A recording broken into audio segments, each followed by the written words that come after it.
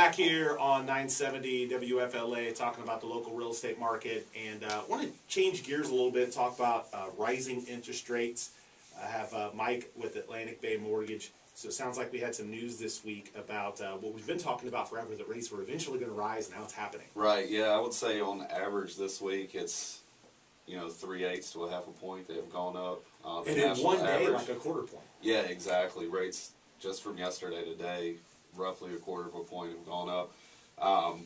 So they're trending upwards, definitely. Saw a new report earlier in the week where, the national average had gone up as well. I believe it was over 1/10 of a point. And mortgage loan applications had actually dropped a little bit as well, which correlates with the rise in rates. And I think sometimes what will happen, I think we'll get a little bit of surge for people being fearful of them going up more. Right. And I think, it kind of goes back to the idea of, the volatility that we have in the mortgage market.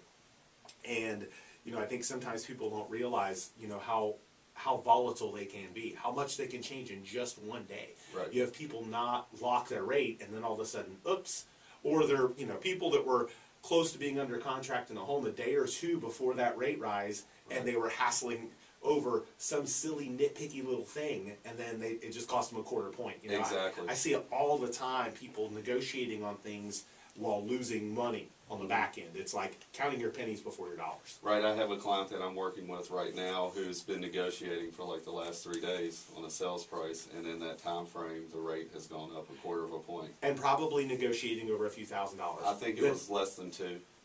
So that interest rate rise cost them more. Exactly. And exactly. That's the key. It's if you're not paying attention, if you don't have a lender keeping you up on that, paying attention to that, you're really doing yourself a disservice. But unfortunately, lots of buyers get so trained on price that they forget about everything else in the negotiation. They look at, I want it for 205, and it's like, okay, do you want it at 205 at 4% interest rate or 3.75? Exactly. Because if you maybe give in a little bit on price and lock your rate now, you avoid paying a lot more over the life of the loan. But they just don't factor that in. They forget it. And even if they're given the advice, they still go back to price because they're not able to see it in a vacuum. Right, and I think a lot of people, especially in a negotiation, have to feel like they won too. So it's sometimes more important to get that sales price number than what their mortgage payment is. Yeah, it's ego gets in the way, exactly. right? So our famed real estate coach always says ego stands for edging God out. Right. Which I always think is,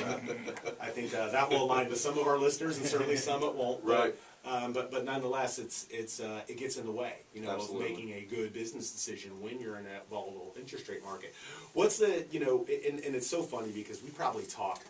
Man, I felt like I've talked for 2 years on the show. Rates are going to rise. Rates are going to rise, and they kept not rising. And exactly. It's like, okay, I look like an idiot. And now finally they're rising, and I think we've seen a surge.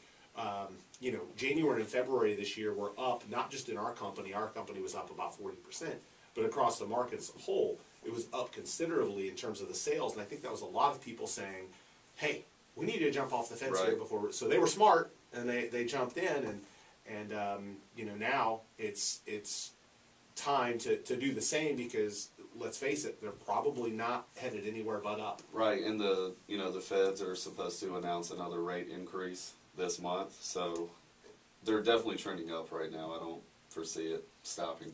Right, and there's always concern whenever the rates start rising, like, oh, is it going to hurt prices? And I certainly don't think a couple of rate increases are going to have a huge impact. It just depends on how far they keep going with the rate, the rate increases. But I think they were artificially held back for just too long, and now it's just inevitable. It has to go that way. And with prices and rates rising, it creates affordability issues for some buyers. That if they wait, it's going to like, for example, if you're a buyer out there and you're saying, you know what, I need to save money for a down payment. I need 10 grand or whatever for a down payment. I need to save money.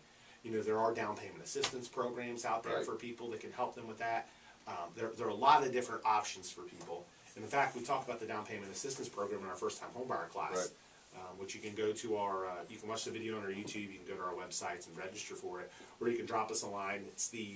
I believe it's the first Thursday of every month. Yeah, at 6 o'clock. At 6 o'clock at our office at 6320 South El Mabry. But borrow, get money from friends or family members. You're allowed to take a gift from somebody. Right. You're allowed to do a lot of things for that down payment, because the time it may take you to save that for the down payment, you might lose it, and the rates and prices rising quicker than you can save. Right, and one misconception that's still out there as well, a lot of people assume to get conventional financing that you have to put 20% down, Yeah. which isn't true. There's Yeah. 3% down option, 3% down options, 5% down, so you don't have to put 20% down to get a conventional Correct. loan. You for did. example. There was a period in time a few years ago where it was, where it was getting that way, and it was still a myth then, because you had FHA and VA and Right, USDA loans. exactly.